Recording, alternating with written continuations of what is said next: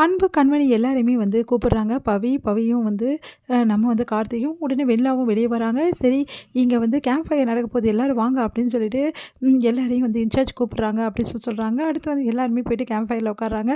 அப்போ வந்து அன்பு என்ன பண்ணுறாரு, கண்மணிக்கு வந்து அந்த நெருப்பை வந்து அப்படியே கையில் வந்து அந்த வாங்கி என்ன பண்ணுறாரு, அவங்களோட கன்னத்தில் வந்து அப்படியே வந்து வைக்கிறாரு ஹீட்டை. உடனே வந்து கண்மணியும் வந்து அவருக்கு ஹீட் வைக்கிறாங்க. 2 பேருமே அப்படியே வந்து போத்திக்கிறாங்க. ஒரே சால்வையில் 2 பேருமே அப்படியே நெருக்கமாக வந்து 2 பேரும் கட்டி பிடிச்சிக்கிறாங்க.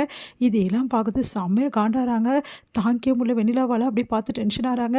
அடுத்து வந்து கண்மணி அன்பு வந்து சரி இங்கே வா கண்மணி இங்கே போகலாம் அப்படின்னு சொல்லிட்டு தனியாக கூட்டிகிட்டு போகிறாரு. பின்னாடியே போகிறாங்க வெண்ணிலாவும். பார்த்தா வந்து 2 பேருமே உள்ள அழகாக வந்து ஒருத்தர் மேலே ஒருத்தர் வந்து அப்படியே காலை வந்து பதிச்சு வந்து அப்படியே வந்து தூக்கிக்கிறாங்க. 2 பேரும் அப்படியே வந்து டான்ஸ் பண்ணுறாங்க. அப்படியே லைட்டாக வந்து டான்ஸ் பண்ணுற மாதிரி ஃபுல்லாகவே அந்த இடம் ஃபுல்லாகவே போயிட்டுருக்காங்க. ஒரே சால்வையில் 2 பேருமே. இது எல்லாத்தையுமே வந்து கண்மணி வந்து இப்படி சந்தோஷமாக இருக்கிறதும் அன்பு கண்மணியும் பார்த்துட்டு செம்மையாக டென்ஷன் ஆகிறாங்க. வெண்ணிலா இங்கே என்ன நடக்குது அப்படின்னு சொல்லிட்டு செம்ம கடுப்பாகிறாங்க. பார்த்து டென்ஷன் ஆகுறாங்க.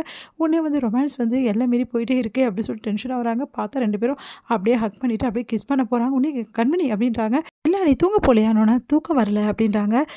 சரி அங்கே போய் நம்ம 2 பேரும் உட்காரலாமா அப்படின்னாங்க. உடனே அன்பு பார்த்துட்டு சரிங்க நான் அவங்க கூட அவ கூட போட்டுமான்றாங்க. சரி போ கண்மணி அப்படின்றாரு. அடுத்து வந்து அப்படியே பார்த்துட்டுச்சா அப்படின்னு சொல்லிட்டு செம்ம டென்ஷன் ஆகிறாங்க. 2 பேரும் இவ்வளோ ரொமான்டிக்காக இருக்காங்களேன்னு சொல்லிட்டு அடுத்து வந்து எல்லாருமே வந்து தூங்க போகிறதுக்காக போகிறாங்க. கண்மணி அன்பு ஒரே ரூமில் இருப்பாங்க. இப்போ வேறு பயங்கர ரொமான்ஸாக இருந்தாங்க. ஒரு வேளை 2 பேருக்குள்ளே வந்து அந்த விஷயம் நடந்துட்டா என்ன பண்ணுறது, ஐயோ அது நடக்கக்கூடாது அப்படின்னு சொல்லிட்டு டென்ஷன் ஆகிடுறாங்க. அதுக்கு வந்து ஏதாவது ஒரு பிளான் போட்டு கண்மணியை இங்கே கூட்டிகிட்டு வந்துடணும். அப்படி இல்லை கண்மணி ரூமில் நம்ம தூங்கணும், ஏதாவது ஒரு பண்ணியே தீரணும் அப்படின்னு சொல்லிட்டு என்ன பண்ணுறாங்க, ரூம் கதவை தட்டுறதுக்காக போகிறாங்க. பார்த்தா சட்டுன்னு அன்பு கதவை திறக்கிறாரு. அதிர்ச்சி அடைகிறாங்க.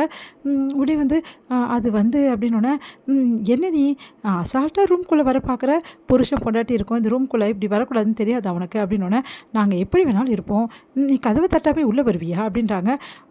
என் ஃப்ரெண்டோட ரூமுக்கு நான் வந்தேன், இதெல்லாம் என்ன தப்பு இருக்குது, அப்போ மட்டும் இங்கே என்ன எடுப்போகுது, 2 பேர் பிரிஞ்சு தானே இருக்கீங்க அப்படின்றாங்க. நாங்கள் பிரிஞ்சிருக்கோன்னு தெரியுமா உனக்கு, நாங்கள் 2 பேரும் எப்போ ஒன்றா தான் சேர்ந்துட்டோம், அதனால் தேவையில்லாமல் வந்து இந்த மாதிரி அசிங்கப்பட்டுக்காது அப்படின்றாரு.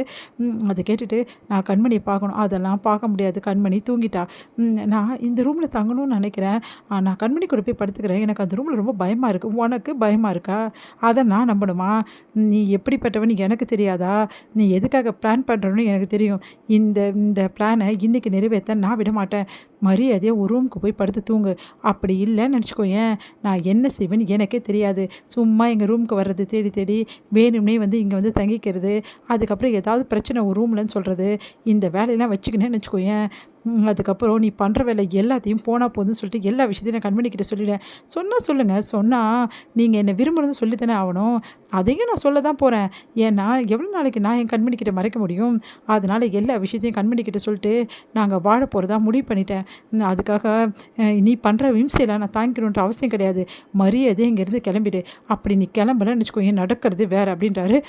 அப்படியே டென்ஷன் ஆகுறாங்க.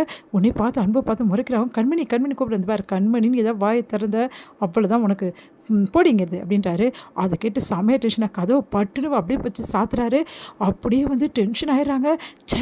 அன்பு இப்படி பண்ணிட்டல, உனக்கு இருக்குது, இன்னைக்கு நான் விடவே மாட்டேன் உன்னை, என்னையே வந்து கதவை சதி சாத்துறியா, நான் விட மாட்டேன் அன்பு, கண்மணி கூட வாழ்ந்துடலான்னு கனவுல கூட நடக்காது, அது நடக்கவே நடக்காது அப்படின்னு சொல்லிட்டு செம்மையாக டென்ஷன் ஆகிடுறாங்க.